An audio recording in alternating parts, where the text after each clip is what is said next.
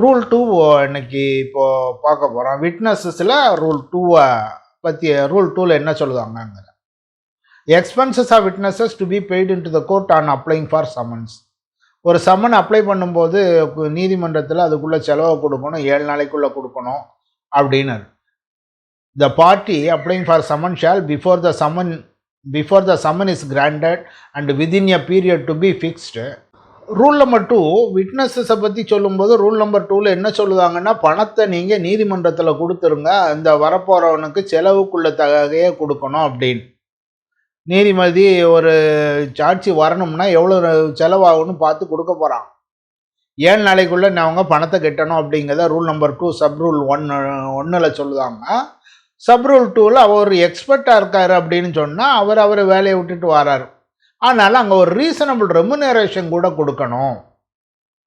அவர் வந்து போகிற செலவு இல்லாமல் அதில் ஒரு ரீசனபிள் ரெமுனரேஷன், அது போக அவர் என்ன வேலை பார்க்காரு அதுக்கு கொடுக்கணும் அப்படின்னு ரூல் நம்பர் 2 சப் ரூல் 3ல் ஸ்கேல் ஆஃப் எக்ஸ்பென்சஸ் என்னங்கதா அப்பப்போ ஹைகோர்ட்டு இந்த மாதிரி ரேட்டாக ஃபிக்ஸ் பண்ணலாம். Expenses to be directly paid to the witnesses. வேணுமானா இந்த சம்மன்ஸை நேரடியாக கொண்டு போய் அந்த பார்ட்டிஸே கொடுக்கும்போது அங்கே எக்ஸ்பென்சஸை அவங்களே கையில் கொடுத்துடலாம்.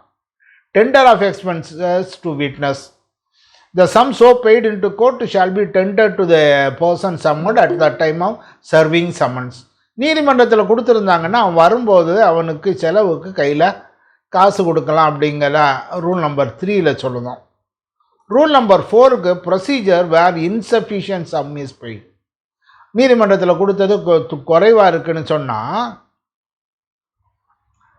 where it appears to the court or to such officer as it appoints in this behalf that the sum so paid into the court is not sufficient to cover such expenses or reasonable remuneration, direct further sum to be paid. இன்னும் கொஞ்சம் கொடுக்க வேண்டியதை கொடு அப்படின்னு சொல்லலாம். In case of டிஃபால்ட்டுன்னா வழக்கம் போல் அப்படி கொடுக்கலையா, என்ன இருக்குது, attachment, sale of movable property அல்லது பணம் கொடுத்துட்டேன்னா அந்த விட்டுருங்க அப்படின்னு. The court may discharge the person summoned without requiring him to give evidence. இவர் பணம் கொடுக்கல, குறைய கொடுத்துருக்காரு அப்படின்னா அந்த ஆளை சாட்சியை வாங்காமலே அந்த ஆளை திருப்பி அனுப்பிடலாம். அல்லது may both order such levy and discharge the person. இவன்கிட்ட ஃபைனை போடலாம், நீ பணம் கட்டலை அப்படின்னு. அதே மாதிரி அந்த ஆளை சாட்சியும் கேட்காம may order both levy and discharge of such person. Rule number 4 sub rule expenses of witnesses detained for more than 1 day. more than 1 day கையில் வச்சுருந்தீங்கன்னா மே ஆர்டர், இதுக்கு மேலே நீ பணம் கொடுன்னு சொல்லலாம். அப்படி கொடுக்கலையா அவனுக்கு ஃபைனு மட்டும் இல்லை, அவனை இல்லைப்பா நீ இந்த சாட்சியை நான் வாங்க மாட்டேன், எடுக்க மாட்டேன், அவனையும் may order both levy and discharge. அப்போ நார்மல் கோர்ஸில் அவர் பணம் கொடுக்கலன்னா அந்த ஆளை எவிடன்ஸை வாங்காமல் அனுப்பிடுவாங்க. இவன் ஏன் பணம் கட்டலாங்கிறதுக்கு ஒரு ஃபைனு. அதே மாதிரி ஒரு நாளைக்கு மேலே அவர் இருக்க வேண்டியிருந்தால் அங்கேயும் அதே ரூலு வருது. Rule number 5 time, place and purpose of attendance to be specified in summons. அதில் எல்லாம் டீட்டெயிலாக நீங்கள் எழுதியிருக்கணும் அப்படிங்கிறத சொல்லுவாங்க. ஒரு ஆளை வரணும்னு சொன்னால் அவர் எங்கே வரணும், என்ன வரணும் அப்படிங்கிறத இருக்குது. இதைத்தான் நம்ம அங்கே பார்க்கையில் ஒரு கேஸில் பார்த்தோம். டிஃபெண்டன்ட் வரணுன்னு நோட்டீஸ் விடும்போது அதில் ரூலில் சொல்லியிருக்குது ஸ்பெசிஃபை த டைம்னு இருக்குது. அப்போது டைம்னு சொன்னால் டேட்டு டைமு எல்லாமே அங்கே சொல்லியிருக்கணும். இங்கேயும் அப்படி தான் ரூலில் shall specify the time and place at which required to attend. ஒருத்தன் கேட்டால் டைம்னு சொன்னால் 10 மணின்னு எழுதுனா போதுமா, எந்த தேதின்னு சொல்ல வேண்டுமான்னு நீதிமன்ற தீர்ப்பு அது எந்த தேதி எல்லாமே சொல்லணும் அப்படின்னு இருக்குது. இனி rule number 6 summons to produce document. ஒரு டாக்குமெண்ட்டை கொண்டு வரணும். அவன் தேவையில்லை, நமக்கு தேவை அவன் கையில் இருக்க ஒரு டாக்குமெண்ட்டு. இதை கொண்டு வாப்பா அப்படின்னு நம்ம அவனை சொல்லுவோம். அப்போ என்ன ஆகுது, அவர் டாக்குமெண்ட்டாக கொண்டு வந்தால் போதும், அவரை சார்ஜ் கொண்டு ஏற்றி விசாரிக்க போகிறதில்ல. பேங்கில் அவனோட அக்கௌண்ட் ஸ்டேட்மெண்ட் வேணும் நமக்கு. இவங்க 2 பேரும் அந்த நான் பணத்தை பேங்கில் போட்டுட்டாங்க, அவன் போடலாங்க. அப்போ அக்கௌண்ட் ஸ்டேட்மெண்ட்டை பார்த்தா சரியாயிரும் அப்படிங்கிறதுக்காக அக்கௌண்ட் ஸ்டேட்மெண்ட்டை கொண்டு வர சொல்லுவோம். அது பேங்க் மேனேஜரு அவர் வரணும், இல்லை யார்கிட்டையா கொடுத்து விடணும். ஏன்னு சொன்னால் நமக்கு முக்கியம் அவங்க கையில் இருக்க அந்த ஸ்டேட்மெண்ட்டு தான். அப்படி அவர் எவிடன்ஸு தேவையில்லை, ஒரு புஸ்தகமோ ஒரு டாக்குமெண்ட்டோ ஏதோ ஒரு பொருளோ தேவை இருக்குன்னா அதை மட்டும் கேட்கலாம். A person summoned merely to produce a document shall be deemed to have complied with the summons if he causes such a document to be produced. அதை நீதிமன்றத்தில் கொண்டு வந்து கொடுப்பதற்கு அவர் ஏற்பாடு செய்தால் அது போதுமானது. கடைக்கார பாயிண்ட்டை கொண்டு போய் கொடுத்து அதை கொண்டு போய் நீதிமன்றத்தில் கொண்டு கொடுத்துட்டுவான்னு சொன்னாலும் போதும் அப்படிங்காங்க.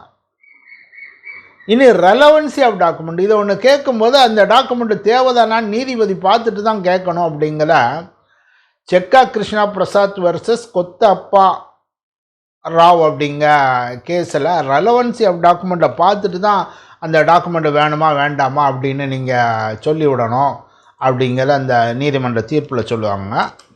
அடுத்தது 7, power to require person present to give evidence or produce document. அவன் ஒருத்தன் வந்து வேடிக்கை பார்த்துக்கிட்டு இருக்கான் கோர்ட்டில், ஒரு பார்ட்டி கூட வந்தவனாக இருப்பான். அவனை உடனே நீ சாட்சி கோர்ட்டில் யாருன்னு சொல்ல வேணுமானாலும் நீதிமன்றம் சொல்லலாம். Any person present in court may be required by the court to give evidence or produce document. இவன் சாட்சி கோர்ட்டில் ஏறி பார்த்துருக்கேன், நானும் அவனும் பார்த்துருந்தோம், அவன் கூட இருந்தான் அப்படின்னு ஒரு கேஷுவலாக ஒரு விஷயம் சொன்னால் அவன் எங்கே என்ன வந்து அந்த உட்காந்துருக்கான்னா அவனை ஏற்று கொண்டுல அப்படின்னு ஏற்றி சொல்லுறதுக்கு பவர் இருக்குது 7ல். 7 summons given to the party for service. Party கையில் கொடுத்தீங்கன்னா என்ன அப்படின்னா, நம்ம டிஃபெண்டண்ட்டுக்குமே கொண்டு போய் கொடுக்கலான்னு சொல்லி அங்கேயும் பார்த்தோம். எக்ஸ்ட்ரா நீதிமன்ற அனுப்ப போல் இவனே கொடுக்கலாம் அப்படிங்கிறதும் அங்கே கொடுத்துருந்தோம். இதே மாதிரி இங்கேயும் பார்ட்டிக்கு கொடுக்கலாம் அப்படின்னு கொடுக்காங்க. 7 டெலிவரிங் ஆர் டெண்டரிங் பர்சனலி அவன் நேரே கொடுக்கலாம்.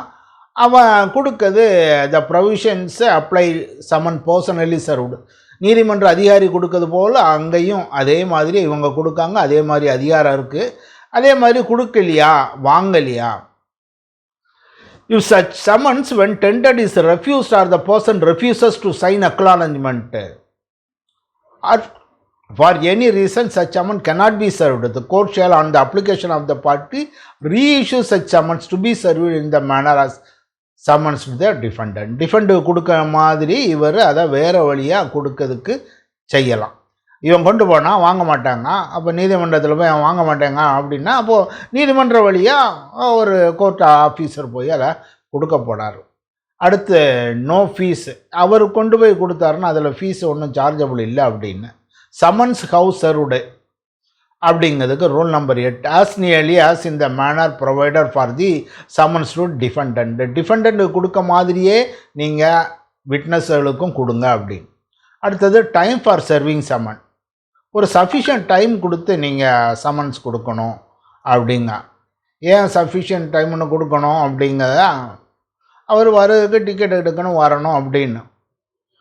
நான் திருச்சூர்லேருந்து ரிட்டையர்ட் ஆகி வந்துட்டேன். வந்த பிறகு அங்கே ஒரு கேஸு, நான் இருக்கிறதுக்கு எவ்வளோ காலத்துக்கு முன்னால் உள்ள ஃப்ராடு, நான் இருக்கையில் எவிடன்ஸ் எடுத்து கையில் கொடுத்தேன்.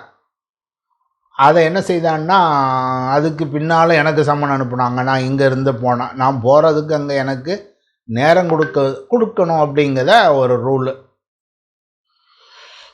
Time for serving summon to allow him a reasonable time for preparation and for traveling to the person at which attendance is required. சரி, அவன் வரலன்னா என்னங்கிறதுக்கு rule number 10, witness fails to comply. கூப்பிட்டா வரமாட்டான் அப்படின்னா என்னென்னா, court shall if the certificate of serving officer has not been verified if the service of effected party, இது verify ஆனாலும் இந்த சர்விங் ஆஃபீஸரை கூண்டில் ஏற்றிட்டு அவனை examine on oath the serving officer or the party or his agent. கொண்டு போய் கொடுக்க போனவங்கள சத்தியப்பிரமாணம் செய்து அவங்கள நீதிமன்றத்தில் கேள்வி கேட்டு நீ கொடுக்கலையா என்னங்கிறத கேட்டுட்டு முடிவு பண்ணணும். Rule number 10 proclamation. இது அடுத்த ஸ்டேஜ். எப்போவுமே அதான் நான் ஒன்று நம்ம அங்கே பார்க்கும்போது கிரிமினல் கேஸு பார்க்கையிலையும் இதே ப்ரொசீஜர் தான் வரும். என்னது, சம்மன்னு, வாரண்ட்டு, ப்ரொக்ளமேஷன், அட்டாச்மெண்ட்டுன்னு போது அதே ஆர்டரில் தான் இங்கேயும் வரும். இது ப்ரொக்ளமேஷன். அப்படி இல்லாட்டா அவனை ப்ரொக்ளமேஷன்னா வீட்டில் போய் பேப்பரை கொண்டு போய் ஒட்டிட்டு வந்துடு, நீ இத்தனாம் தேதி கோர்ட்டுக்கு வந்துடுன்னு வாங்க தானே மாட்டேங்க, கோர்ட்டில் போடு. Court may issue proclamation requiring him to attend to give evidence or produce document at the place நேட்டர் and a copy of such proclamation shall be affixed on the outer door or other conspicuous part of the house in which he ordinary residence. கையில் வாங்கலையா பேப்பரை கொண்டு ஒட்டு அப்படிங்கலாம் rule number 10 sub rule 2ல். அல்லது issue of warrant அடுத்த stage. At any time after pass, at the time of issuing such a proclamation or at any time after pass. நீங்கள் பார்த்தீங்கன்னா இதே மாதிரி ப்ரொசீஜரு கிரிமினல் ப்ரொசீஜர் கோடில் அப்படியே வரும். ரெண்டுமே சேமாக தான் வரும். அங்கே உள்ள ப்ரொசீஜர் இங்கே உள்ள ப்ரொசீஜர்லாம் சேம் தான். அடுத்து என்ன அவன் வரலன்னா என்ன சொல்லுவாங்கன்னா at the time of issuing proclamation or any time afterwards. Proclamation கொடுத்து அவன் வரலன்னா அப்படியா நாங்கள் பேப்பரை கொண்டு போய் கதவில் ஒட்டியும் வரலையா அவனை பிடிச்சி கொண்டு வான்னா ஆர்டர் கொடுக்கலாம், வாரண்ட் கொடுக்கலாம். ஆனால் சில சமயங்களில் அவன் ஊரை விட்டு ஓட போகிறான் அப்படின்னு பொசிஷன் வரும்போது, அதாவது நம்மளுடைய ப்ரொக்ளமேஷனுக்கு அவன் ரெஸ்பாண்ட் பண்ண மாட்டான்னு நீதிமன்றத்துக்கு நல்லா தெரியும் போது அரெஸ்ட் பண்ணலாம், வாரண்ட் கொடுக்கலாம் அப்படின்னு அங்கே இருக்குது. அதே கண்டிஷன் தான் இங்கேயும் இருக்குது. at any time afterwards, at the time of issuing proclamation or at any time afterwards, issue a warrant either with or without bail for the arrest of such person. அவனை arrest பண்ணி கூப்பிட்டு வரலாம். அதுக்கு அடுத்து என்ன லெவலுக்கு போவோம், அட்டாச்மெண்ட்டுக்கு போவோம். அதுக்கும் இங்கே பவர் கொடுத்துட்டாங்க. அவருக்கு அட்டாச்மெண்ட் ஆஃப் ப்ராப்பர்ட்டி. ஆனால் small causes note causes court attachment of immovable property செய்ய முடியாது அப்படின்னு இருக்குது. இனி என்ஃபோர்ஸ்மெண்ட் ஆஃப் அட்டாச்மெண்ட் அதை பற்றி ஒரு நீதிமன்ற தீர்ப்பு என்ன சொல்லுதுன்னா, national rice and dal mills versus food corporation. Civil கோர்ட்டுக்கு நிறைய பவர் இருக்குது. ஒரு எவிடன்ஸுக்கு ஒருத்தன் வரல அப்படின்னு சொன்னால் அதுக்காக என்ன செய்ய முடியும் அப்படின்னு நிறைய விஷயங்கள் பவர் உங்களுக்கு கொடுத்துருக்கு. அந்த பவர்களை நீங்கள் யூஸ் பண்ணுங்கள் அப்படின்னு ஒரு நீதிமன்ற தீர்ப்பு. அடுத்து வேற ஒரு கேஸில் என்ன சொல்லுவாங்க, அவன் வரலையா நீ உடனே இது அட்டாச்மெண்ட்டு கேஸு வாரண்ட்டு அரெஸ்ட்டு இதெல்லாம் பெரிய விஷயங்கள். அது கொயர்சி ஸ்டெப் உங்களுக்கு பவர் கொடுத்துருக்காங்க ரைட்டு, ஆனால் அதை உடனடியாக அதுக்கு போயிடாதீங்க அப்படின்னு. இதெல்லாம் ப்ரொசீஜரல்லால் லிபரலாக தான் போனோம். அவனுக்கு லாஃபுல் எக்ஸிக்யூஸ் இல்லை அப்படின்னா கூட பரவாயில்ல, நீ ஒன்று செய்துட்டியா இன்னொரு செகண்டு அக்கேஷன் கொடு, இன்னொரு தடவை கூட அவனுக்கு வரட்டும் அப்படிங்கிறதுக்கு ஒரு தீர்ப்பில் சொல்லுவாங்க. திலாவர் கான் அகமட் கான் வர்சஸ் மன்பி அகமட் கான்கிற கேஸில் பாம்பேயில் சொல்லுவான், பாம்பே ஹைகோர்ட்டில். உடனடியாக வந்தானா வரல, சரி உடனே ப்ரொக்ளமேஷன் உடனே அரெஸ்ட் அப்படின்னு போகாதீங்க, அவனுக்கு டைம் கொடுங்க அப்படிங்க. இனி 11, if witnesses appears attachment maybe withdrawn. இது நார்மல் நேச்சுரல் ஜஸ்டிஸு அப்படின்னு நிறைய சொல்லுதோம், நியாயம் அப்படிங்கிறது. அந்த மாதிரியில் இது நான் வரல, அட்டாச் பண்ணிங்க, வந்துட்டானா சரி பார்ப்போம் அப்படின்னு சொல்லிட வேண்டியது. அது என்ன செய்யணும், அவனுக்குள்ள செலவு இவ்வளோ அட்டாச்மெண்ட்டுக்குள்ளே செலவாயிருக்கு அதை தந்துரு அப்படின்னு சொல்லி வேணுமானா அவனுக்கு ஒரு ஃபைனை போட்டுட்டு போக சொல்லுவாங்க. ப்ரொசீஜர் இப்போ விட்னஸ் ஃபெயில்ஸ் டு அப்பியர், அவன் வரலன்னா என்ன, வேர் such a person does not appear or appears but fails to satisfy the court. அவன் வாரான் ஏன் வரலான்னு சொல்ல முடியலை அப்படின்னா ஒரு 500 ரூபாய்க்கு அதிகம் இல்லாத ஒரு ஃபைனு போடணும் அப்படின்னா அதில் ப்ராப்பர்ட்டியிலிருந்து நீங்கள் எடுத்துக்கலாம். அந்த ஃபைனை விட்டுட்டான்னா அந்த ப்ராப்பர்ட்டியை ரிலீஸ் பண்ணி கொடுத்துருங்க அப்படின்னு. Even if reclamation or warrant is not issued, நீங்கள் வேணுமானா ஃபைன் போடலாம் அப்படின்னு rule number 12 sub rule number 2ல் சொல்லுவாங்க. இந்த வழக்குகளுக்காக நீங்கள் கண்டெம்ப்ட் ஆர்டர், நீங்கள் நீதிமன்ற அவமதிப்பு அப்படின்லாம் நீங்கள் கொண்டு போக முடியாது. இது என்ன வேணுமானா ஃபைன் போடு, அட்டாச்மெண்ட் அப்படின்னு தான் போடுது. உங்களுக்கு டிஸொபீடியன்ஸுக்கு கண்டெம்ப்ட்டுக்கு ப்ரொவிஷன் இல்லை அப்படிங்கிறத ராமலிங்கம் வர்சஸ் பிஆர் தாக்கூருங்க கேஸில் ஒரு டெல்லி கேஸு சொல்லுவாங்க.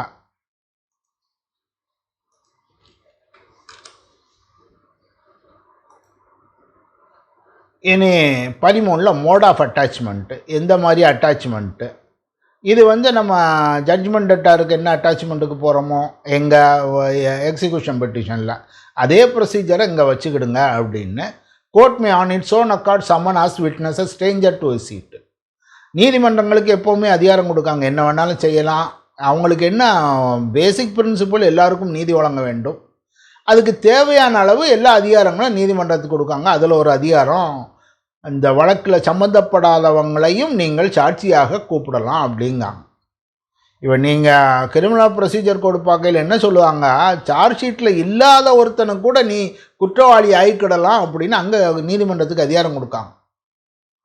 போலீஸ் ஸ்டேஷன்லேருந்து 5 பேர் தான் குற்றம் சாட்டப்பட்டிருக்காங்கன்னா அவர் 6வது ஒருத்தன் இவனையா விட்டுட்ட, இவனையும் சேர்த்துக்கோ அப்படின்னு சொல்லலாம். அதே மாதிரி இங்கே அந்த விஷயமும் இங்கேயும் இருக்குது.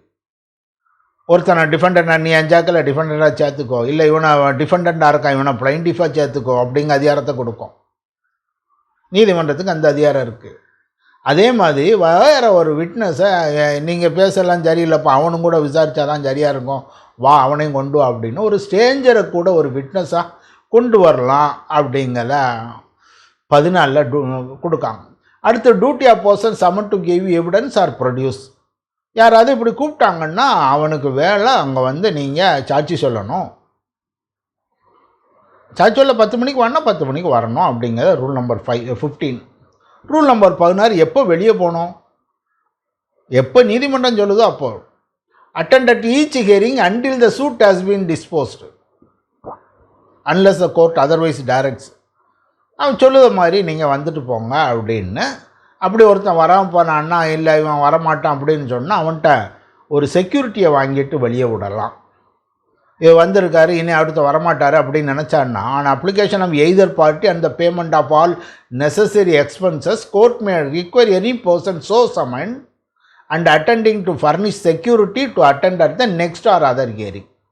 இவன் இன்றைக்கி தான் வந்திருக்கான், அடுத்த சாட்சி சொல்ல இன்னொரு நாள் குறுக்கு விசாரணைக்கு இவன் வரமாட்டான், தப்பிச்சு போயிடும் அப்படின்னு சொன்னால் நீ ஒரு பெயில் வாங்குறதுக்கு நம்ம செக்யூரிட்டி வாங்குற மாதிரி அவன்கிட்ட ஒரு டெபாசிட்டை வாங்கிட்டு வெளியே விடலாம் அப்படிங்கிறதுக்கு பவர் கொடுக்காங்க 16. 17 அப்ளிகேஷன் ஆஃப் ரூல்ஸ் 10 to 13. இது யாருக்கு பொருந்தோம்னா, shall be deemed to apply to any person who having attended in compliance with the summons, சம்மனை கொடுத்தாங்க வந்துட்டாங்க, ஆனால் டிபார்ட்ஸ் வித்தவுட் லாஃபுல் எக்ஸைஸ். வராதவனுக்கு என்ன தண்டனை எல்லாம் சொல்லுதீங்களோ அது வந்துட்டு அவன் இஷ்டம் போல் போயிட்டான்னா அவனுக்கும் பொருந்துங்க. நீதிமன்றம் வந்தால் இருந்தால் உட்காந்துருந்தால் 12 மணிக்கு முடிஞ்சது போயிட்டாங்க, 4 மணிக்கு அடுத்த கிராஸ் எக்ஸாமினேஷனை கூப்பிடுவாங்க, ஆள் வரல, அவனுக்கும் இது பொருந்துங்கிறதுக்கு rule number 18. Procedure where witness apprehended cannot give evidence to produce document. இப்போ அவர் வந்துட்டார், யார் சாட்சிக்காரர் வந்துட்டார், பார்ட்டிஸ் வரல. Where any person arrested under the warrant is brought before the court in custody and cannot owing to the absence of the parties or any of them give evidence. இவனை arrest பண்ணி கட்டாயப்படுத்தி கூட்டிகிட்டு வந்திருக்கோம், parties வரல. The court may require him to reasonable bail or other security for his appearance in such other time. நான் 4 நாள் கழித்து வாய்தா போட்டிருக்கேன், அன்னைக்கு வா. ஏற்கனவே வராமல் இருக்கவனா அரெஸ்ட் பண்ணி கொண்டு வந்திருக்கோம். அப்போ என்ன செய்யணும், ஒரு பெயிலை கொடுத்து அன்னைக்கு வருவேன் அப்படிங்கிறதுக்கு ஒரு பெயிலாக ஒரு செக்யூரிட்டியாக கொடுத்துட்டு நீ வெளியே போ அப்படின்னு சொல்லலாம். அந்த பெயிலு செக்யூரிட்டி கொடுக்கலன்னா அரெஸ்ட் பண்ணவனை பிடிச்சி சிவில் பிரிசனில் வச்சிடலாம். 19 no witness to be order to attend person unless a resident within certain limit. யாரைத்தான் நீங்கள் சாட்சியாக கூப்பிடலான்றதுக்கு அவனோட ஜூரிஸ்டிக்ஷனுக்கு இருந்தால் கூப்பிடுங்க, அல்லது ஒரு 100 கிலோமீட்டர் ரேஞ்சில் இருந்தால் கூப்பிடுங்க, அல்லது 500 கிலோமீட்டர் ரேஞ்சில் இருக்கவனை கூப்பிடலாம், provider 5/6 of the distance public conveyance இருக்கணும். இப்போ இதுக்கு பெரிய முக்கியத்துவம் இல்லை, நான் 500 கிலோமீட்டர் வரை கூப்பிடலாம், ஏன்னா எல்லா இடமும் தான் public conveyance. 5/6 of the place, மொத்தம் 500 தூரத்தில் 5க்கு 6 தூரம் பப்ளிக் கன்வேயன்ஸ் இருக்குது. அவன் வீட்டில் இருந்து பஸ் ஸ்டாண்ட் வரைக்கும் வேறு ஆட்டோவிலையோ சைக்கிள்லையோ பைக்லேயோ போக வேண்டியிருக்கு, அதுக்கு பின்னால் இருந்து வருது அப்படின்னு சொன்னால் வரலாம். ஏர் ட்ராவல் பை ஏர் அவைலபிளாக இருந்தால் ஏர் ஃபேர் கொடுத்து நீங்கள் ஒரு ஆளை கூப்பிடலாம். இந்த 500 தாண்டியெல்லாம் போகும்போது கேட்பான். Consequences of refusal of party to give evidence when called by the court. Without lawful exchange, when required by a court to produce a document there in his possession, the court may pronounce judgment against him or make such order in relation to the suit as it. Where any party to a suit present in court refuses without lawful exchange when required by the court to give evidence or produce any document. Party கோர்ட்டில் இருக்கார், அவரை நீ சாட்சி சொல்லுங்காங்க அல்லது அவருக்கு ஒரு டாக்குமெண்ட்டை கொடுன்னு சொல்லுவாங்க. இது வந்து விட்னஸ் இல்லை, பார்ட்டின்னு சொல்லுவாங்க. The court may pronounce a judgment against him or make such order in relation to the suit. Relation as to witnesses to apply to parties summoned.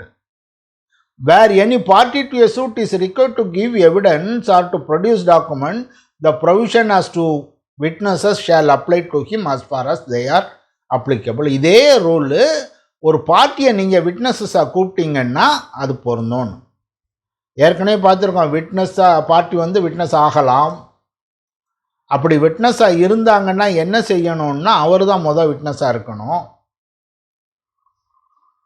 ஏன்னு சொன்னால் அப்படி இல்லை, நீங்கள் பெர்மிஷன் கொடுக்கலன்னா அவங்க கேட்க விட்னஸ் எல்லாம் சொல்லிவிட்டு எங்கெங்கே கேப்பு கிடக்கும் அதெல்லாம் ஏறி கடைசியாக விட்னஸ் பாக்ஸில் ஏறி அந்த கேப்பெல்லாம் ஃபில்லப் பண்ணிடுவாருங்கனால unless otherwise court permits party witness கொடுக்காருன்னா அவர் தான் முதல்ல கொடுக்கணும் அப்படின்னு. இனி விட்னஸ் இன் ப்ரிசன், இது ஒரு 3 ரூல் தான் இருக்குது, பார்த்துருவோம். ஒரு சிறைச்சாலையில் இருக்கவனா ஒரு விசாரணைக்காக நீங்கள் ஒரு சாட்சியமாக கூப்பிடுதீங்கன்னா என்ன அப்படின்னு, அதுக்கு என்ன டீடைன்ட் அப்படின்னு சொன்னால் இன்க்ளூடிங் ப்ரிவென்டிவ் டிடென்ஷன், தடுப்பு காவலில் வச்சவனையும் இதில் சேர்ப்பாங்க. பிரிசன் அப்படின்னு சொன்னால் அரசாங்கத்தால் சொல்லப்பட்டது தான் சிறைச்சாலை. அது மட்டும் இல்லை, இந்த வேறு சில இன்ஸ்டியூஷன் இருக்க ரிஃபர்மேஷன் சீர்திருத்த பள்ளி இந்த மாதிரி வச்சுருக்காங்க, அதெல்லாம் கூட இதில் வரும். Number 2, power to require attendance to give evidence, யார் கேட்கலாம் அப்படின்னு அது ஒரு தேவை அப்படின்னு சொன்னால் the court may order requiring officer in charge of the person to produce that person before the court to give evidence. அந்த if the distance from the prison to the courthouse is more than 25 kilometers, no such order shall be made unless the court is satisfied the examination of such person on commission will not be adequate. ஒரு 25 கிலோமீட்டருக்கு தாண்டி இருக்குது அந்த இடம் அப்படின்னு சொன்னால் நீங்கள் அவரை வர சொல்லாதீங்க. ஏன்னா அவரை வர சொன்னால் அவங்க போலீஸில் ஹேண்ட் ஓவர் பண்ணணும், போலீஸு கொண்டு வரணும், இன்கன்வீனியன்ஸ். கொஞ்சம் தூரமாக இருக்குதுன்னா அவரை அப்புறம் நைட்டு ஸ்டே ஆகும், இந்த மாதிரி சூழ்நிலை இருக்குது. அதனால் ஒரு 25 கிலோமீட்டருக்கு உள்ளே இருந்தால் வர சொல்லுங்கள். இல்லாமல் இருந்தால் அவரை கமிஷன் வழியாக விசாரிக்கிறதுக்கு முடியுமாங்கிறத பாருங்கள். இதுக்கு தேவையான எக்ஸ்பென்சஸாக நீங்கள் பணத்தை கட்டணும். Expenses to be paid in to the court. High court எவ்வளோ கட்டணுங்கிறத சொல்லுவாங்க. 4, power of the state government to exclude certain person from operation of law, operation of rule 2. இது என்னன்னு பார்த்தீங்கன்னா கிரிமினல் ப்ரொசீஜர் கோட்லும் இதே மாதிரி ஒரு செக்ஷன்ஸ் இருக்குது.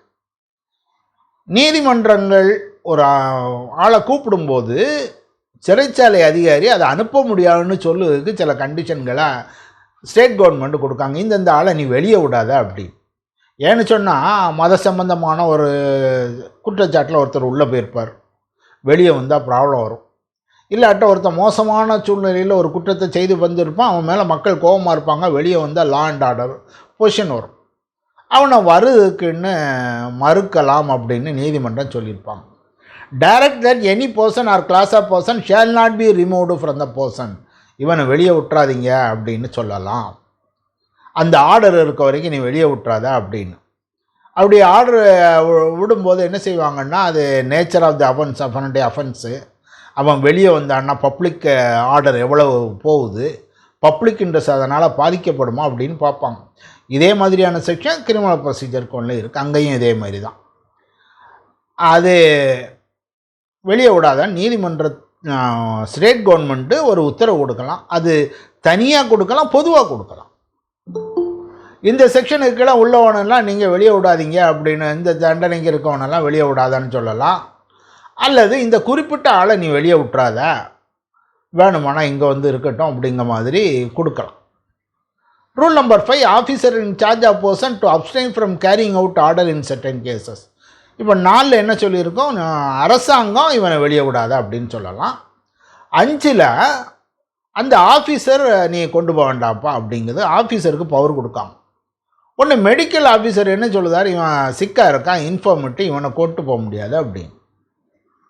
இவர் மோசமாக 80 வயசாகிருக்கு, அவனை பிடிச்சி உள்ளே வச்சுருக்கோம், அவனை அங்கே இங்கேயும் 4 இடத்துக்கு கூட்டு போகல, ஒரு ஆள் இல்லாமல் போயிடுவார். அதனால் ஐயா இது வேண்டாம் அப்படின்னா சொல்லலாம். சிக் ஆர் இன்ஃபர்மிட்டி, அதில் மெடிக்கல் ஆஃபீஸர் சொல்லணும். இன்னொன்று committed for trial or under remand pending trial pending preliminary investigation. ஒரு விசாரணைக்காக இவர் உள்ளே இருக்காருன்னா நீ அனுப்ப வேண்டாம் அப்படின்னு இருக்குது. இது கிரிமினல் ப்ரொசீஜர் கோடில் இதில் ஒரு கேஸ் இருக்குது. என்ன செய்தான், ஒருத்தன் கொலை குற்றத்துக்காக உள்ளே போய் இருந்தான், அவன் வெளியே வந்தான், பெயிலில் வெளியே வந்து வேற ஒரு ஸ்டேட்டில் போய் ஒரு கொலையை பண்ணிவிட்டு அந்த பெயிலை நான் கேன்சல் பண்ணிவிட்டேன், நான் உள்ளே வந்து உட்காந்துட்டான். அந்த வெளியே 2வது கொலை பண்ணானே அதுக்கு விசாரணைக்கு இவனை கூப்பிடுதாங்க. இவங்க என்ன சொல்லுதான், இந்த பிரிசன் ஆஃபீஸர் வழியாக என்ன சொல்லுவாங்க, இந்த வழக்குக்கு விசாரணை இருக்குது, நிலுவையில் இருக்குது, அதனால் நான் இந்த வழக்குக்கு இவனை விசாரிக்கிறதுக்கு கூட்டிகிட்டு வர முடியாது, கோர்ட்டு முன்னால் கொண்டு வர முடியாதுங்க. அப்போ உயர் நீதிமன்றம் என்ன சொல்லுதுன்னா, அப்படி உனக்கு இருக்குதுன்னு சொன்னால் you apply to the proper court. அந்த கோர்ட்டில் ஐயா இவனை அங்கே கூப்பிடுவாங்க, நான் கூட்டிகிட்டு போயிட்டு திருப்பி கொண்டு வரான்னு அங்கே பெர்மிஷன் வாங்கிட்டு அதுக்கு பிறகு நீ கொண்டு போ அப்படின்னு அந்த நீதிமன்றத்தில் சொல்கிறான். அதாவது ஒரு வழக்கு விசாரணையில் இருக்கும்போது இவனை வெளியே கொண்டு போக வேண்டான்னு ஒரு ரூலை வச்சுருக்காங்க. இவர் விசாரிக்கிறதுக்கு வந்துக்கிட்டு இருப்பார், இவன் ஜெயிலில் இருக்க மாட்டார், இவரை வேற ஒரு ஊருக்கு கொண்டு போயிருப்பாங்க. அதனால் when it is committed for trial or under remand pending trial or preliminary investigation இருக்கையில் அவரை கொண்டு போக வேண்டாம் அப்படின்னு அதுக்கு அப்படி ஒரு வழக்கு நடக்கும்போது அங்கே தீர்ப்பு சொன்னாங்க. இப்படி ஒரு சூழ்நிலை இருந்ததுன்னா கன்சர்ன்டு கோர்ட்டோட பெர்மிஷனோடு அங்கே கொண்டு போங்க அப்படின்னு சொல்லுவான். இனி இன்னொன்று, கஸ்டடி இதை கொண்டு போகக்குள்ளே எக்ஸ்பைரி ஆயிரும், அப்பவும் கொண்டு போக வேண்டாம். மார்ச் 5ஆம் தேதி வர சொல்லியிருக்காங்க, இவன் 28ஆம் தேதி ரிலீஸ் டேட்டு, அப்படின்னாலும் நீங்கள் அங்கே கொண்டு போக வேண்டாம். விட்டு expire before expiration of the time required for complaint. 5ஆம் தேதி கூட்டு வர சொல்லிட்டு இருக்காங்க, February 28ஆம் தேதி ரிலீஸ் ஆகிறாரு, ரிலீஸ் டேட்டு, அப்பவும் வேண்டாம். 4வது கண்டிஷன், அது ஸ்டேட் கவர்மெண்ட்டு வேண்டான்னு சொல்லியிருக்காள்ல இவன் ஒருத்தன். இப்படியெல்லாம் இருந்ததுன்னா நீதிமன்றத்துக்கு அந்த ஆஃபீஸர் என்ன செய்யணும், ஐயா இதுதான் காரணம், நான் கொண்டு வரல, கூட்டிகிட்டு வரல அப்படின்னு அங்கே சொல்லு அப்படி. அடுத்தது rule number 6, prisoner to be brought to court in custody. அவன் கஸ்டடியில் கூட்டிகிட்டு வா, கூப்பிடும்போது வச்சிரு, அவன் கேட்க வரைக்கும் வச்சுருங்க, இல்லாமல் பக்கத்தில் இருந்துட்டு கொண்டு போய் to be present at the time mentioned in such order kept in custody near the court until examined. அவன் விசாரணை முடிந்த வரைக்கும் பக்கத்தில் வச்சுருங்க அப்படின்னு. Power to issue commission for examination of witness. இல்லை இப்படி ஒரு சூழ்நிலை வருதுன்னா நீங்கள் உள்ளே போய் விசாரிச்சுட்டு வந்துருங்கன்னு ஒரு கமிஷனரை அப்பாயின்ட் பண்ணிடலாம். இதுக்கு அப்பாயின்மெண்ட் ஆஃப் கமிஷனர் ஃபார் எக்ஸாமினேஷன்னு நம்ம வேறு ரூல் 26 படித்தது, அந்த ரூல்கள்லாம் இங்கேயும் பொருந்தும் அப்படிங்கிறத ரூல் நம்பர் 7 சொல்லுதோம். இதில் சந்தேகம் இருந்தால் கேளுங்க, இனி அடுத்து போகலாம்.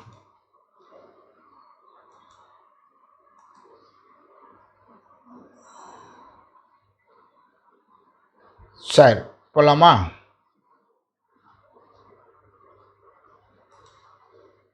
இனி அட்ஜாயின்மெண்ட்டை பற்றி பார்க்க போகிறோம். அட்ஜாயின்மெண்ட்டை பற்றி ஆர்டர் 27 சொல்லுது. பவர் டு அட்ஜாயின் அப்படின்னு ரூல் நம்பர் 1. சஃபிஷியன்ட் காசு சொன்னீங்கன்னா உங்களுக்கு time to time adjourn the hearing the suit for reasons to be recorded அப்படின்னு. இதில் ஒரு கண்டிஷன் வச்சுருப்பாங்க, no such adjournment shall be granted more than 3 times to a party during a hearing of the suit. ஒரு ஆள் விசாரணைக்கு வரும்போது அவருக்கு 3 தடவைக்கு மேலே ஒரு பார்ட்டிக்கு கொடுக்கக்கூடாது.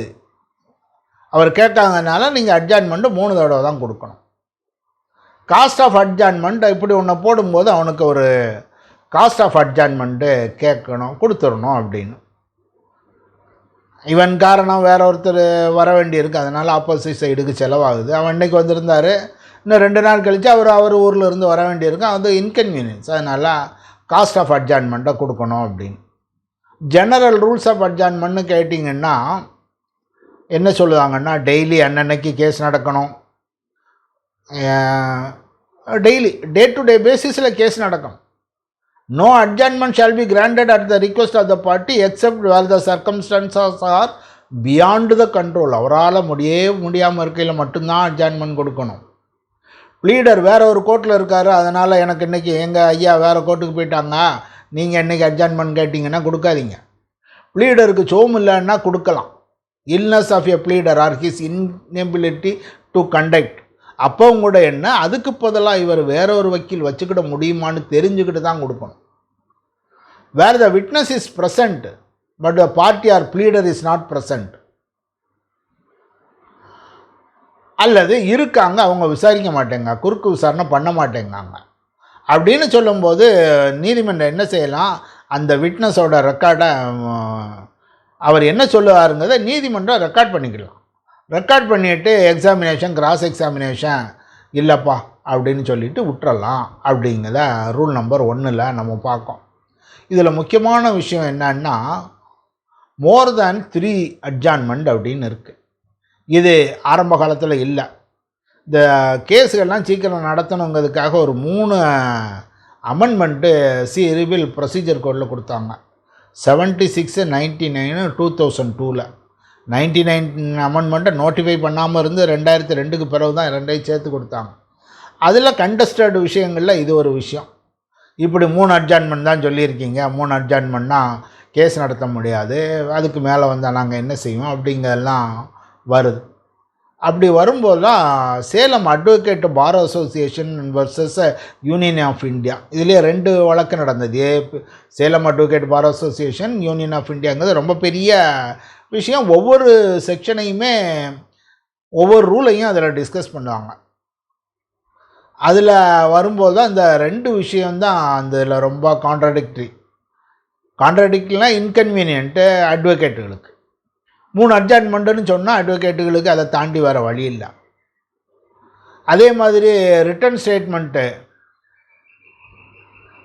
நீ 90 நாளைக்குள்ளே கொடுத்துடணும் அப்படின்னு ஆர்டர் 7 ரூல் 1ல் இருக்காங்க. இந்த 2ஐயும் அதை ரொம்ப டீட்டெயிலாக டிஸ்கஸ் பண்ணி இல்லைப்பா அது டைரக்டிவ் மேண்டேட்ரி இல்லை அப்படின்னு முடிவு பண்ணுவாங்க. Which are beyond the control வருது அப்படின்னு சொன்னால் நீங்கள் கொடுங்க. அப்படியே பியாண்ட் த கண்ட்ரோல் வரலைன்னாலும் என்ன, அவனுக்கு கொஞ்சம் காஸ்ட் அதிகமாக கொடுங்க, ஒரு பனிஷ்மெண்ட் மாதிரி ஒரு எதிர்பார்ட்டி காஸ்ட்டை கொடுத்துட்டு நீங்கள் ஒரு கொடுங்க அப்படின்னு. அதில் என்ன சொல்லுவாங்க, the use of word shall in ordinary indicative of mandatory nature but having regard to the contexts in which it is used, having regard to the intention of the legislation, it is used as a directive.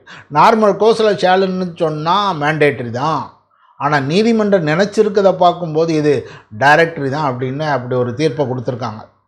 அதே மாதிரி தான் rule number 10 order 8ல் நீங்கள் 90 நாள் அப்படின்னு சொல்லியிருக்கீங்க அப்படின்னு. In construing the provision of order 8 rule number 1 rule 10, the doctrine of harmonious construction is required. The effect would be that under rule number 10 order 8, the court in its discretion would have power to allow defendant to file written statement even after the expiry of period of 90 days from the 90 days provided in order 8 rule number 1. இப்போ இந்த 2 rule வழியாக தான் நீங்கள் இப்போ இன்றைக்கி 3 அட்ஜாயின்மெண்ட்டுக்கு மேலே வாங்க முடியுது. அதே மாதிரி 90 நாளைக்கு மேலே நம்ம ரிட்டன் ஸ்டேட்மெண்ட்டு போடுக்க முடியுது. இனி அட்ஜானம் பற்றி அலகாபாத் ஹைகோர்ட்டில் ஒன்று சொல்லுவாங்க, the court has to first ascertain whether ground of which adjournment is sought to factually correct. உண்மைதானா அப்படின்னு கேட்கான். அதே மாதிரி அதில் சொல்லுவாங்க, பாஸ்ட் கான்டாக்ட் எல்லாம் பார்க்காதீங்க, ஸ்கூலில் லீவ் கேட்க மாதிரி பாட்டி சேர்த்து போனால் 4 தடவை கேட்டாங்கன்னா, the fact that a party has applied for adjournment of the hearing of the case in the past and the adjournment was granted on application could be no ground for refusing adjournment. நீ அன்னைக்கு கேட்டால் கொடுத்துட்டேன், இன்னைக்கு திரும்ப வந்து கேட்கி அப்படின்னு சொல்லி விட்றாதீங்க அப்படின்னு அதில் சொல்லுவாங்க அந்த கேஸில். இனி rule number 2, procedure if parties fail to appear on a fixed day. ஒரு நாள் வரல, என்ன செய்ய? Where on any day on which the hearing of the suit is adjourned, the parties or any of them fail to occur, the court may proceed to dispose the suit in one of the modes directed in that on behalf of Order 9. Order 9ல என்னத்தை பார்க்கும்? appearance of party and consequences of non-appearance. அங்கே என்ன பார்த்துருந்தோம்? appearance of party அப்படின்னு சொன்னால் டிஃபெண்டண்ட் வரலன்னா X பார்ட்டியாக கேஸை கொடுக்கும். பிளைண்டிஃப் வரலன்னா இந்த வழக்கை தூக்கி வச்சுட்டு டிஸ்மிஸ்ன்னு போடுதோம். அதைத்தான் அங்கே ஆர்டர் 9ல் சொல்லுவோம். இப்படி அன்னைக்கு தேதிக்கு பார்ட்டி வரல, அட்ஜாயின்மெண்ட் அன்னைக்கு 2 பார்ட்டி வரல, இல்லை ஒரு பார்ட்டி வரனா என்னன்னா ஆர்டர் நம்பர் 9ல் சொன்ன மாதிரி செய்யுங்க அப்படின்னு. இதில் ஒரு எக்ஸ்பிளனேஷனாக கொடுக்காங்க.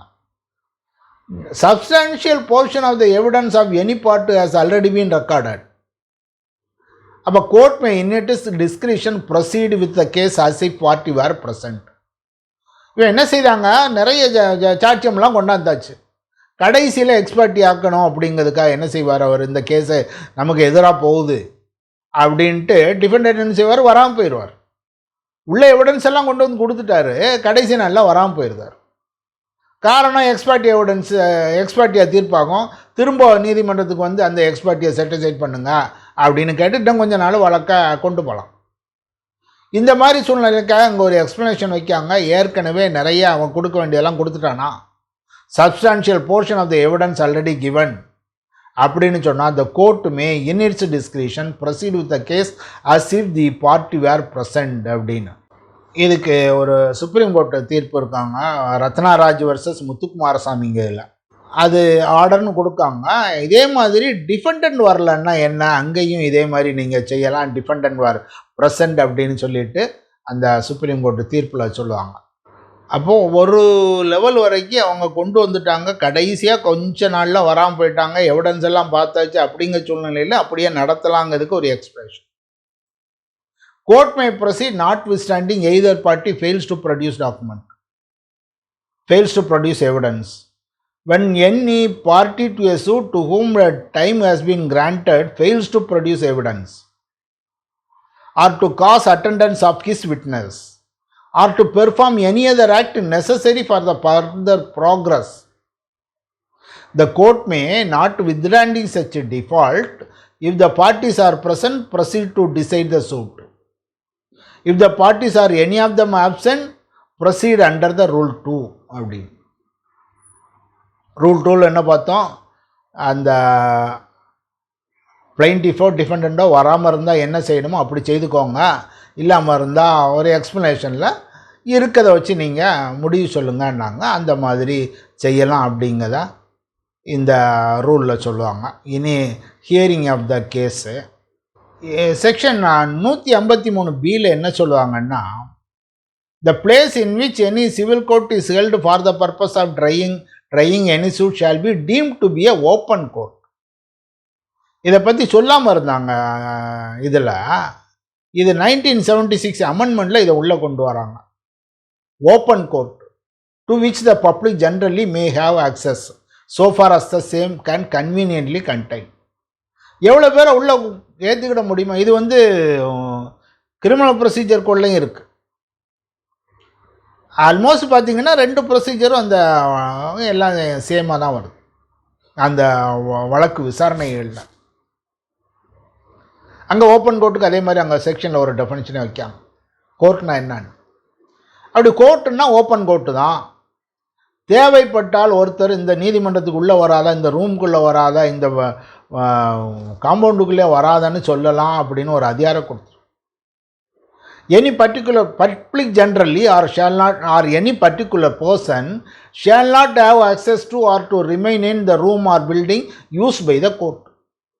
சில ரகசிய விசாரணைகள் வேணும் அப்படின்னு சொன்னால் நீங்கள்லாம் வெளியே போங்கப்பா அப்படின்னு சொல்லுறதுக்கு அதிகாரம் கொடுக்காங்க 153Bயில். அங்கே வந்து இன்கேமரா அப்படின்னு சில வழக்குகளை அப்படி தான் விசாரிக்கணும் அப்படின்னே வச்சுருக்காங்க. இங்கே சிவில் வழக்கு, அதனால் தேவைப்பட்டால் நீ இப்படி செய்யலாம் அப்படின்னு சொல்லுவாங்க. செக்ஷன் 153ங்கிறது அமெண்ட்மெண்ட் ஆக்ட் 1976 வருது. இனி செக்ஷன் 137 கோர்ட்டு எந்த லாங்குவேஜில் எடுக்கணும் அப்படிங்க. Court subordinate to high court to continue with the language which they are using until the state government otherwise directs. இந்த வழக்கு இந்த சிவில் ப்ரொசீஜர் கோடு லைவில் வரும்போது எஃபெக்டிவ் ஆகும்போது என்ன லாங்குவேஜில் இருந்ததோ அதை வச்சுருங்க. அப்புறம் ஸ்டேட் கவர்மெண்ட் என்ன சொல்லுதாங்களோ அதே மாதிரி சொல்லுங்கள். ஸ்டேட் கவர்மெண்ட் டு டெக்ளர் என்ன நீதிமன்றங்கள் என்ன லாங்குவேஜில் வைக்கணும் அப்படிங்கிறத ஸ்டேட் கவர்மெண்ட்டு சொல்லுவாங்க.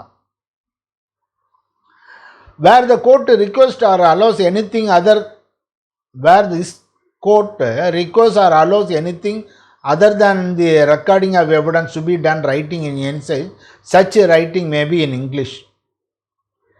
தேவைப்பட்டால் இங்கிலீஷ் உபயோகிச்சுக்கலாம். ஆனால் அந்த பார்ட்டியோ அவருடைய வழக்கறிஞரோ இங்கிலீஷு தெரியாதுன்னு சொன்னான். A translation into the language of court shall be supplied to him at his request. The court shall make such order as it thinks fit regarding the payment of cost. இப்போ நம்ம கொடுக்கும்போது இங்கிலீஷை கொடுத்துட்டு அவர் எனக்கு English தெரியாதுங்கார், அவர் translation பண்ணணும் அப்படின்னாங்கன்னா translate பண்ணி கையில் கொடுக்கணும், அது காஸ்ட்டு கொடுக்கணும்.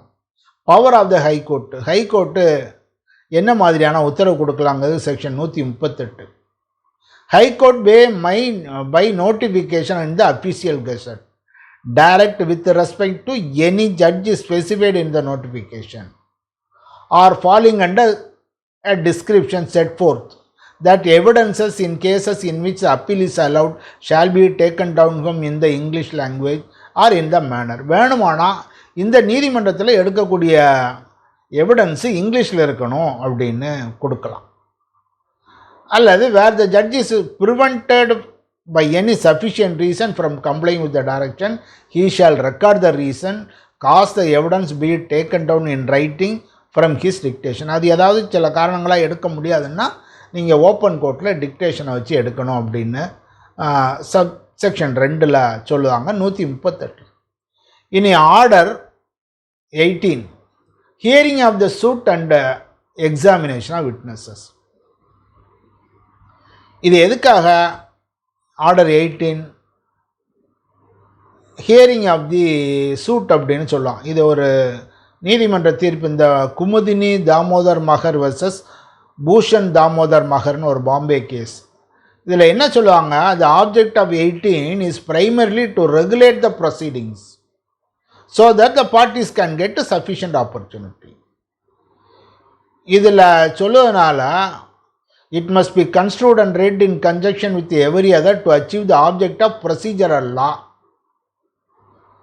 இதில் தான் சொல்லுதாங்க, basic rule of law that wherever ends of justice demands the procedural law should be construed liberally. ஒரு நீதியின் தேவைக்காக நீங்கள் ப்ரொசீஜரல் லாவை அவங்களுக்கு இஷ்டப்பட்ட மாதிரி நீங்கள் செய்து கொடுங்க அப்படிங்கிறதுக்கு தான் சொல்லுவாங்க. ரொம்ப ஸ்ட்ரிக்டாக ரூலை ஃபாலோ பண்ண வேண்டாம். ப்ரொசீஜரலாக எங்கே அங்கே நீதியின் தேவைக்கு அது தேவையாக இருக்குது அப்படிங்கும்போது அதை சொல்லுவாங்க. இனி ரூல் நம்பர் 1 பார்க்கலாம். Rule number right to begin. யார் தொடங்கணும் விசாரணையை? The plaintiff has the right to begin. ஏன்னா அவர் தான் நீதிமன்றத்துக்கு வந்திருக்கார், எனக்கு இதை செய்யணும், எனக்கு இந்த உரிமை இருக்குது, இல்லை அவனுக்கு இந்த கடமை இருக்குன்னு வந்திருக்காரு, அவர் தான் தொடங்கணும். But the defendant has a right to begin. ஆனால் சில சமயங்களில் டிஃபெண்டன்ட் தொடங்கலாம். If the defendant admits the fact alleged by the plaintiff. அவன் சொல்லுவது தான் நான் ஏற்றுக்கிடுதேன் அப்படிங்கிறத முதல்ல வந்து சொல்லிடலாம். அல்லது அது கூட and defendant contends that either in point of view or law or some other additional fact alleged by the defendant the plaintiff is not entitled to any part of the relief which he seeks. இவர் என்ன செய்தார், he admits the fact. அது இல்லாமல் condense point of law அல்லது additional facts அவனுக்கு அந்த relief இல்லை அப்படிங்க. இப்போது கேட்கறத பற்றி தப்பு இல்லை, அவனுக்கு அந்த ரிலீஃப் இல்லை. பணம் வாங்கினது உண்மை தான், ஆனால் இன்ட்ரெஸ்ட் நான் கொடுக்க வேண்டியதில்லை அப்படிங்கையில் அவர் வந்து எதனால் இன்ட்ரெஸ்ட் கொடுக்க வேண்டியதில்லைங்கிறத மட்டும் சொன்னால் போதுமே, அவர் தான் ஒத்துக்கிட்டார். அப்போ சில சூழ்நிலைகளில் எதிராளி கூட பிரதிவாதி கூட நீங்கள் வழக்க தொடங்குறதுக்கு அனுமதிக்கலாம். அதில் நீதிமன்றம் கொடுக்கணும், அதிகாரம் கொடுத்துருக்காங்க நீதிமன்றம், நீ தொடங்க இல்லை நீ தொடங்கன்னு நார்மல் கோர்ஸில் பிளைன்டிஃப். இல்லை அவர் சொன்னதை நான் ஏற்றுக்கிட்டேன், ஆனால் இந்த ரிலீஃபில் மட்டும்தான் எனக்கு இஷ்யூ இருக்குது, அது இந்த காரணங்களுக்காக அப்படின்னு சொன்னால் பிளைன்டிஃப் சொல்லுறதுக்கு சொல்லலாம் அப்படின்னு. In appropriate case, the defendant may claim such a privilege or may be directed by the court to do so.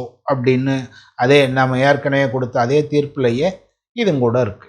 General rule plaintiff தொடங்கணும், அல்லது அவர் எல்லாத்தையும் நான் ஒத்துக்கிட்டு தான் இது மட்டும்தான் விஷயம்னு சொன்னால் அது என்ன விஷயம், எதை கண்டஸ்ட் பண்ணுதாருங்கிற பிளைண்டிஃப் செய்யலாம். Statement and production of evidence. The beginner to state the case and produce the எவிடன்ஸுங்கிறத sub rule 1, rule 2 sub rule. On the day fixed for the hearing, the party having a right to begin shall state his case and produce evidence. இதுதான் என் case, இதுதான் என் evidence அப்படிங்கிறத party beginning சொல்லணும். Other party, the other party shall then state his case and produce evidence. Then party beginning to reply. அதுக்கு இவர் reply கொடுக்காரு. அப்போ ஆரம்பிக்காரு, அவர் பதில் சொல்லுதாரு, பதிலுக்கு பதில் சொல்லுதாங்க அப்படிங்கிறத ரூல் நம்பர் 2 சப் ரூல் 3ல் சொல்லுவாங்க. சப் ரூல் 3 ஏன்னு ஒன்று புதுசாக பின்னால் சேர்த்தது. இங்கே தான் ஒரு ரிட்டன் சப்மிஷனை கொண்டு வராங்க. Any party may address oral arguments in a case. He shall, before he concludes oral arguments, if any, submit if the court so permits, concisely and under distinct heading written argument. Such written argument shall form part of the record. அப்போ oral argument அது கூட ஏன் நீங்கள் return ஆர்குமெண்ட்டை கொடுங்க அப்படின்னு 3A அதில் copy opposite party கொடுக்கணும். No adjournment shall be granted for the purpose of filing written argument. நீதிமன்றம் தேவை என்று கருதினால் ஒழிய அதில் இதுக்கு அட்ஜாயின்மெண்ட்டு கேட்காதீங்க. ஆர்குமெண்ட்டு அது கூடயே நீங்கள் ஓரல் ஆர்குமெண்ட் கூடயே இதை கொடுத்துடணும், கேட்க முடியாது. The court shall fix time limits for the oral arguments. நீ 5 நிமிஷம் பேசு, 10 நிமிஷம் பேசுன்னு சொல்லுறதுக்கு நீதிமன்றத்துக்கு அதிகாரம் கொடுக்காங்க. Rule number 3, evidence where several issues. Where there are several issues, burden of proving some of them lies on the other party. கொண்டு வராங்க, நிறைய இஷ்யூஸ் இருக்கு. அதில் 2 இவர் ப்ரூஃப் பண்ணணும், 2 அவர் ப்ரூஃப் பண்ணணும். இவர் ப்ரூஃப் பண்ணதை எவிடன்ஸை கொடுத்துருவார். அவர் ப்ரூஃப் பண்ணதுக்கு எதிராக இவர் கையில் கொஞ்சம் எவிடன்ஸ் வச்சுருக்கார், அதை இப்போ கொடுக்க வேண்டாம். அவர் ப்ரூஃப் பண்ண பிறகு இவர் கொடுத்தா போதும் அப்படிங்கிறதுக்கு ரூல் நம்பர் 3. அதாவது இஷ்யூஸை ஃப்ரேம் பண்ணியிருக்கல செவரல் இஷ்யூஸ் இருக்குது. இவர் பாகத்தில் இவர் ப்ரூஃப் பண்ணணும் கொஞ்சத்தை, அவர் பாகத்தில் அவர் ப்ரூஃப் பண்ணணும். அவர் ப்ரூஃப் பண்ணதுக்கு எதிராக இவர் கொஞ்சம் எவிடன்ஸ் வச்சுருக்காருன்னா அவர் ப்ரூஃப் பண்ணதுக்கு முன்னாலே கொண்டு வந்து கொடுத்துட்டா அப்போ அவன் என்ன செய்வான், அதுக்கு ஏற்ற மாதிரி எவிடன்ஸை உண்டாக்கிட்டு வருவாங்க. அதை தடுக்கணுங்கிறதுக்காக இங்கே ஒரு ரூல் வச்சுருக்காங்க. நீ உனக்குள்ளதை கொடு, பாக்கி அவனுக்குள்ளது ப்ரூஃப் பண்ணான்னா நீ அதை பின்னால் கொடுத்துக்கோங்கிறதுக்கு rule number 3. Evidence where several issues. Where there are several issues, the burden of proving some of which lies on the other party. The party beginning may at his option either produce his evidence on those issues or reserve it by answer to the evidence produced by the other party. நீ உனக்குள்ளதை கூட, அதுக்கு பிறகு நான் ஆன்சராக என்னோட எவிடன்ஸை தரேன் அப்படின்னு சொல்லலாம். If he reserves it to produce it later as answer to the evidence, the party beginning may produce evidence on those issues after the party has produced all his evidence. அவர் கொடுத்த பிறகு இந்த எவிடன்ஸ்களை இவர் கொடுக்கலாம். Then the party may reply specifically on the evidences produced on the other party. அப்படி after that the party beginning will be entitled to reply generally on the whole case. அதுக்கு பிறகு பொதுவாக நீங்கள் ரிப்ளை கொடுக்கலாம் அப்படிங்கிறத இந்த ரூல் நம்பர் 3ல் சொல்லுவாங்க. இதை நிறுத்திக்கிட்டோம். நம்ம நாளைக்கு பாக்கி உள்ளதை பார்க்க போகிறோம்.